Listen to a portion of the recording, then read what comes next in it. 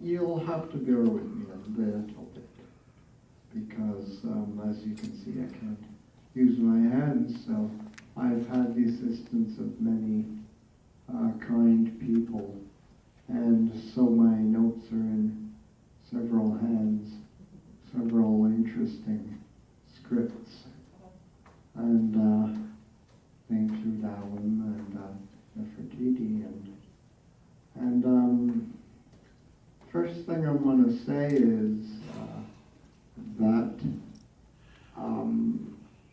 I arrived at Nefertiti's place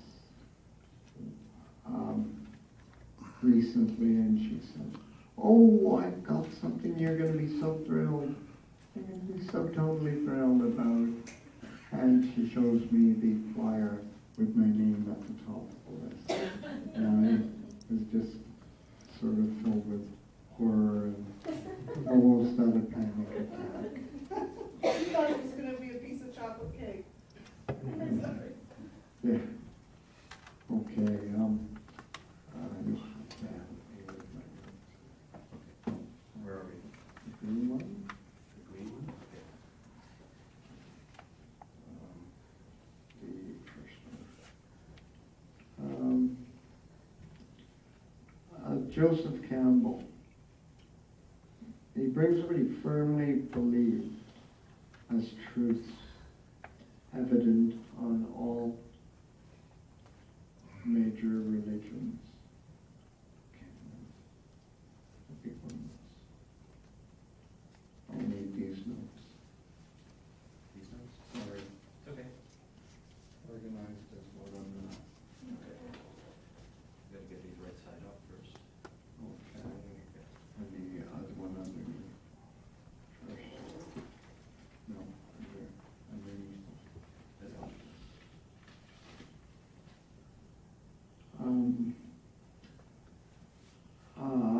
In my opinion, he gives us clear and wise ideas as to how we should stand up and stop the world from circling the drain, becoming something we won't be proud of. The Power of Myth is one of his most well-known works. Shamanism and myth. Shamanism and myth is largely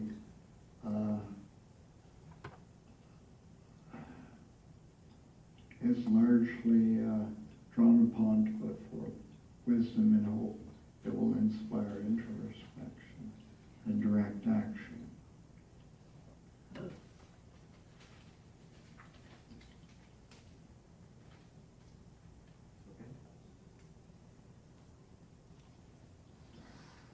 Over here. Maybe on the other side of the other page. Here? Yes. Okay.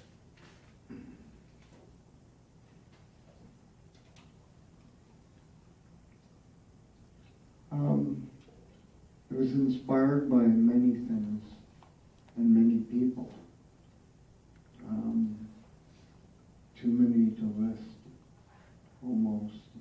Totem poles included Leonardo da Vinci, Nietzsche, Carl Jung, and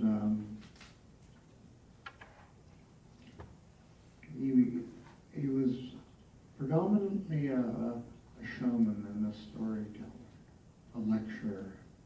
Almost all of his work is in the form of lectures or interviews.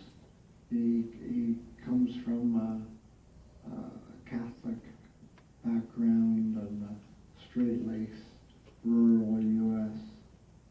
And for the first time in his life, upon experiencing bohemian, boundless creativity, the art of Picasso and the writings of Jung, and was brought these worlds of bookseller who became a mentor in Paris named Sylvia Beach.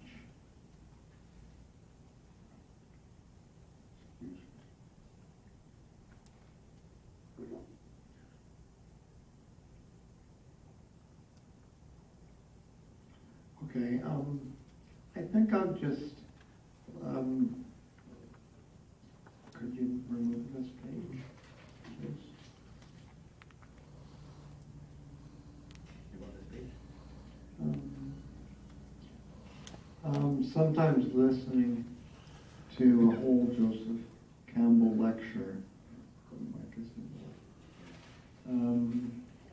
is like eating a whole cheesecake. It's so rich and flavorful, but too rich for one sitting. It's I personally find it overwhelming at times. Too much mind candy.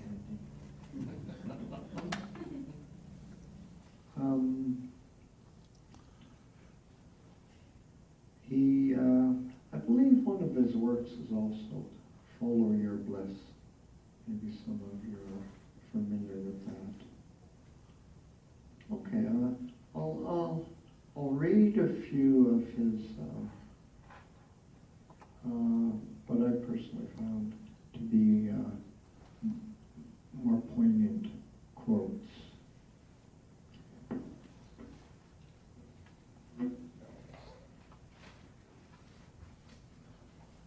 Okay.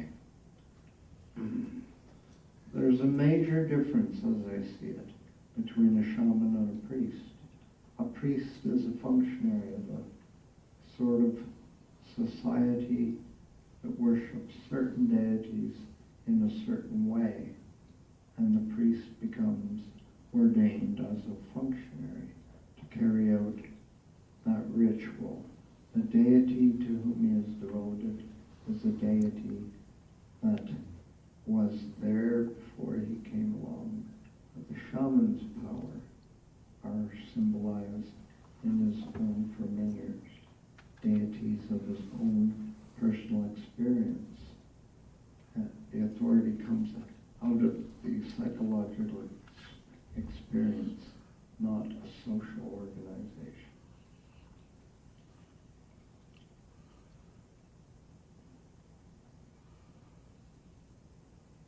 The shaman is one who is, as a consequence of personal psychological crisis, at times, has gained a certain power of his own. Spiritual visitants who came to him in visions had never been seen before by any other. They were his particular familiars and protectors.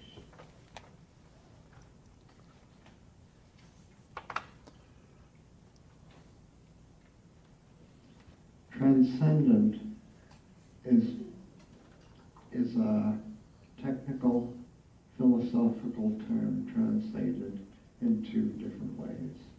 In Christian theology, it refers,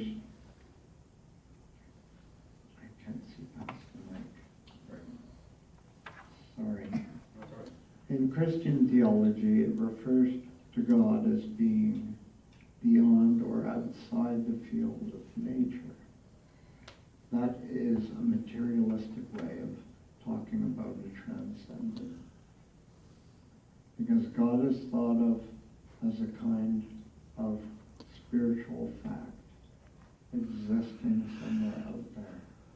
It was Hegel who spoke of our anthropomorphic God as a gaseous vertebrate. Such an idea, such an idea of God as many Christians hold, where he is thought of as a bearded old man with a sort of pleasant temperament that transcends.